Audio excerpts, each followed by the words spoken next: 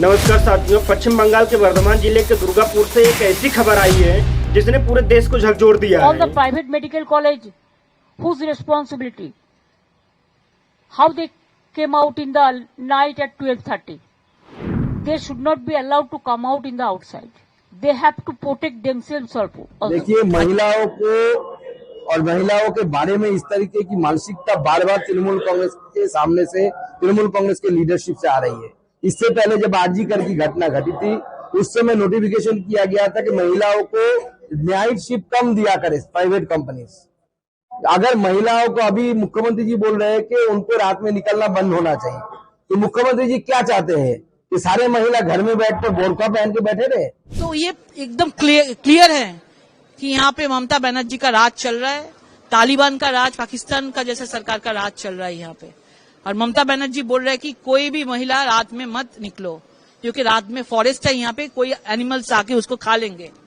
जहाँ पे इंडिया पाकिस्तान का जब ऑपरेशन सिंदूर हुआ, तब आपने देखा कि हमारा सोफिया कुरैशी, भूमिका सिंह, वो लोग अभी जाके वहां पे घुस के, रात में घुस के वहां पे मार के आए थे, अटैक करके आए थे।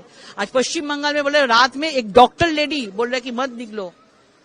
तो एक महिला मुख्यमंत्री इतने साल बाद पश्चिम बंगाल का क्या हाल किया, अभी उन्होंने खुद ही स्वीकार कर लिया है। यही हाल है। अभी पश्चिम बंगाल का जनता, पश्चिम बंगाल का महिला लोग जवाब देंगे। एक प्राइवेट मेडिकल कॉलेज के सेकेंड ईयर की छात्रा जो अपने सपनों को सच करने निकली थी, इंसानियत और सुरक्षा की उम्मीद लेकर, उसके साथ ऐसा हुआ कि पढ़ने वाले और सुनने वाले दोनों ही हिल जाएंगे। 10 अक्टूबर की रात वह अपने दोस्त के साथ डिनर पर गई। लौटते समय 3 अज्ञात दरिंदों ने उसका रास्ता रोका, उसे कॉलेज के बाहर घसीटा और उसके साथ गैंग रेप किया। आरोपी घटनास्थल से फरार हो गए। इस घटना ने न सिर्फ छात्रा के परिवार को तोड़ा, बल्कि पूरे इलाके और देश के सामने पुलिस प्रशासन और सुरक्षा व्यवस्था की पोल खोल दी। पुलिस ने मौके पर पहुंचकर छात्रा को अस्पताल भेजा और कहा कि मामले की जांच शुरू कर दी गई है। लेकिन लेकिन लेकिन लेकिन हकीकत यह है कि अब तक कोई गिरफ्तारी नहीं हुई है। यानी रेप हुआ, पीड़िता अस्पताल में इलाज करा रही है और अपराधी खुलेआम घूम रहे हैं। पुलिस की निष्क्रियता और अपराधियों के ढुलमुल रवैया यही बताता है कि बंगाल में नारी सुरक्षा सिर्फ नारे तक सीमित है। सिस्टम हर बार यही कहता है कि जांच जारी है, लेकिन वक्त बीतता है और इंसाफ नहीं मिलता है। पीड़िता के माता पिता उड़ीसा से दौड़ते हुए दुर्गापुर पहुंचते हैं। पिता ने कहा, हमने अपनी बेटी को डॉक्टर बनने के लिए भेजा था, लेकिन अब हमें उसकी मौत की खबर मिली।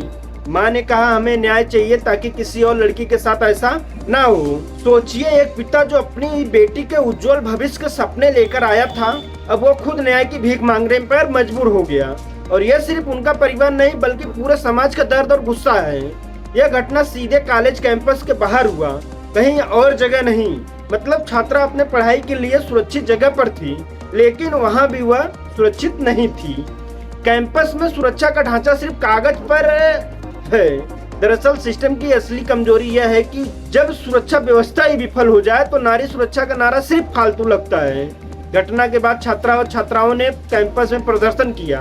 उनका नारा साफ था कि हम सुरक्षित नहीं है, हमारी सुरक्षा कहाँ है। जनता सोशल मीडिया पर भी आवाज उठा रही थी कि justice for Durgapur girl, justice for Durgapur girls. लोग पूछते रहे कि कितनी बेटियों को मानना पड़ेगा ताकि सिस्टम जागे। West Bengal doctors front WBD अपने घटना की कड़ी निंदा की। उनका कहना है कि महिलाएं अब कैंपस में भी सुरक्षित नहीं है। पुलिस की निष्क्रियता चिंता का विषय है। बीजेपी ने इस घटना को अभ्याकांड की तरह बताया। टीएमसी ने पलटवार किया, बीजेपी सिर्फ राजनीति कर रही है। मतलब बेटी के दर्द पर, न्याय की आवाज पर राजनीतिक का हथियार बन चुका है। National crime record bureau NCRB की रिपोर्ट कहती है कि पश्चिम बंगाल में महिलाओं पर अपराध में चौथा नंबर पर है। यानी पूजा नारे वादे बहुत हैं, लेकिन असली सुरक्षा कहीं नहीं। यह सिर्फ एक लड़की का मामला नहीं, यह पूरे सिस्टम की नाकामी और समाज की संवेदनशीलता का प्रतिक्रिया है। अगर सरकार और पुलिस केवल बयान देंगे और जनता सिर्फ ट्वीट करेगी, तो बेटियां कब तक सुरक्षित रहेंगी। समाज को अब जागना होगा।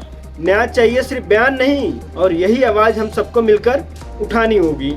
जय हिंद, जय भारत।